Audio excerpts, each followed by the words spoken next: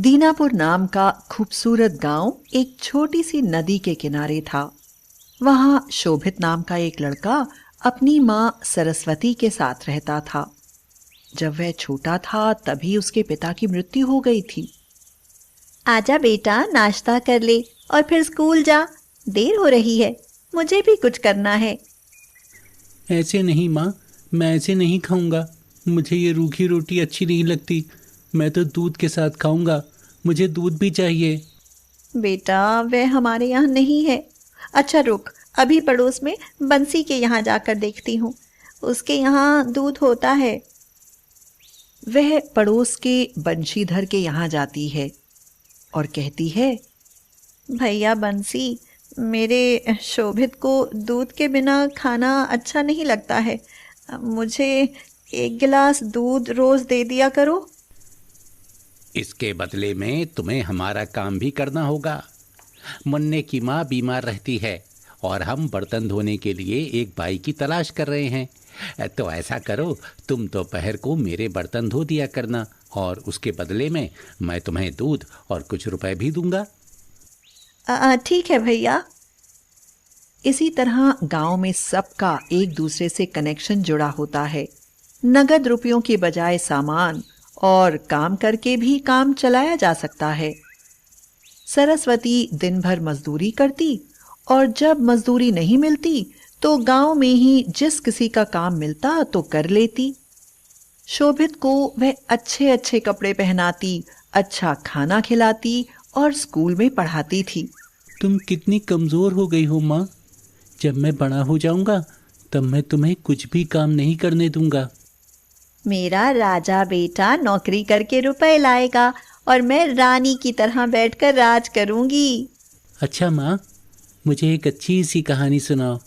फिर वह उसको अच्छी अच्छी कहानियां सुनाती थी। शोभित आराम से सो जाता था।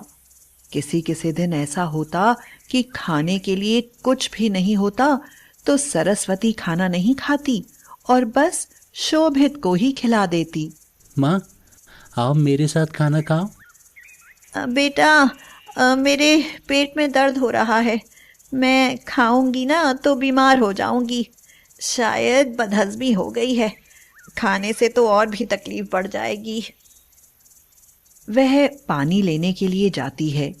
शोभित अपने लिए दाल परोसने के लिए भगोने का ढक्कन खोलता है तो चौंक पड़ता है। अरे, ये तो बिल्कुल खाली है। अब समझा, माँ के लिए कुछ रह ही नहीं गया है।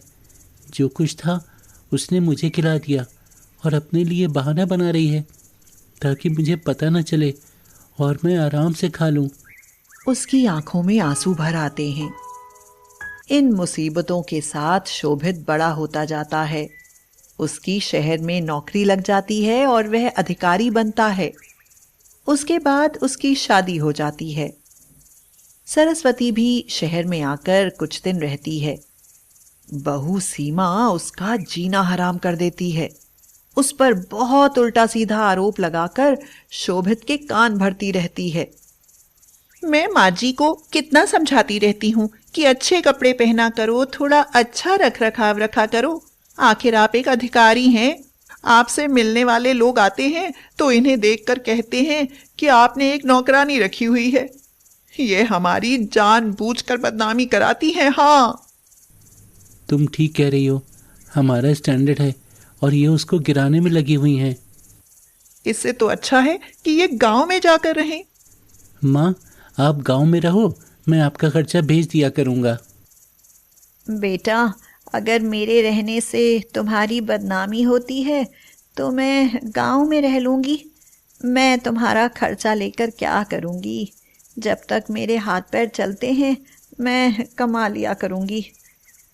सरस्वती चली जाती है। अचानक एक दिन शोभित बीमार होता है। वह अपना चेकअप कराता है तो उसके पैरों के नीचे से जमीन खिसक जाती है। सीमा, मेरे दोनों गुर्दे खराब हैं। अब मेरी जिंदगी का अंत समय आ गया है।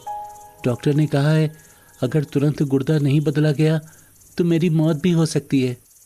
वह पूरी कोशिश करता है। रिश्तेदार, दोस्त, परिचित सबसे कहता है, लेकिन उसे गुर्दा कहीं नहीं मिलता। ना ही कोई दानकर्ता मिलता है। अचानक एक दिन एक गुमनाम दानकर्ता उसको अपना गुर्दा दान कर देता है, जिससे उसका ऑपरेशन होता है। 15 दिन अस्पताल रहने के बाद शोभित ठीक होकर अपने घर पर आ जाता है। उसकी पत्नी सीमा उससे कहती है, देख लिया तुमने अपनी माँ का प्यार। दुनिया जहान के लोग आकर तुमको देख गए, लेकिन तुम्हारी माँ तुमको देखने तक नहीं आई। हाँ। शोभित अब अपनी माँ से बहुत नफरत करने लगा था। वह उसको कभी गांव में देखने नहीं जाता था। एक दिन गांव से उसके पड़ोसी बंशीधर का फोन आया। हेलो शोभित, तुम्हारे घर से बदबू आ रही है, मकान बंद है, यहाँ आकर देखो। शोभित जब वहां जाता है तो देखता है कि बंद मकान के भीतर उसकी माँ मरी पड़ी है। शायद उन्हें 5-6 दिन मरे हुए हो गए होंगे। वो बीमार हो गई थी, उसकी देखभाल करने वाला कोई नहीं था। वो स्वाभिमानी थी, वो किसी का एहसान नहीं लेना चाहती थी, क्योंकि उसके गांव के कुछ लोगों ने कहा था कि तुम इधर उधर मारी मारी फिरती हो, तुम्हारा जवान बेटा तुम्हारी मदद नहीं करता, जरूर तुम्ही में कोई कमी होगी। सामाजिक दबाव में माँ का क्रियाकर्म तो करना ही पड़ेगा, लेकिन मेरी इच्छा नहीं है। माँ का दाह संस्कार करके शोभित घर आता है तो पड़ोस के सभी लोग जमा होते हैं और वे शोभित को धिक्कारने लगते हैं। शोभित, हम तुम्हें ऐसा नहीं समझते थे। तुम्हारी खातिर चाची ने पूरी जिंदगी मजदूरी की और अपने शरीर का, खान पान का कभी कोई ध्यान नहीं रखा। तुम सब भूल गए। कौन इतना करता है? तुम्हारी पत्नी ने उन्हें शहर से लड़ झगड़ कर भगा दिया, और कोई माँ होती तो तुमको देखने तक नहीं जाती, लेकिन उन्होंने तो अपना गुर्दा तक तुम्हें दे दिया। यह बात सुनकर शोभित को जैसे करंट लगा। क्या मुझको गुर्दा देने वाली मेरी माँ थी? तभी तो वो तुमको देखने नहीं जा सकी। उसने डॉक्टर से कह दिया था कि शोभित को मत बताना कि गुर्दा मैं दे रही हूँ, नहीं तो शायद वो बेचारा मेरी कमज़ोर हालत को देखते हुए गुर्दा नहीं लेगा। लेकिन मैं चाहती हूँ कि मेरा बेटा ठीक ठाक रहे। मेरा क्या है, मैं तो मरने को ही बैठी हूँ। शोभित की आंखों से आंसू बहने लगे। अब वह बहुत पछता रहा था। हे भगवान, ये मैंने कैसा अनर्थ किया। जिस माँ ने अपना सुख नहीं देखा और मेरे लिए अपनी जिंदगी कुर्बान कर दी, उस माँ को मैं अंतिम समय में अपने पास भी नहीं रख सका। उसे याद आया जब वह बचपन में अपनी माँ से कहता था कि जब वह बड़ा हो जाएगा तो उसे कमा कर खिलाएगा। तो माँ कहती थी कि उसकी नौकरी लग जाएगी तो वो रानी बनकर राज करेगी। अब शोभित बहुत पछता रहा था। वह जोर जोर से रो रहा था। माँ, मैंने तुम्हारे साथ बहुत गलत किया।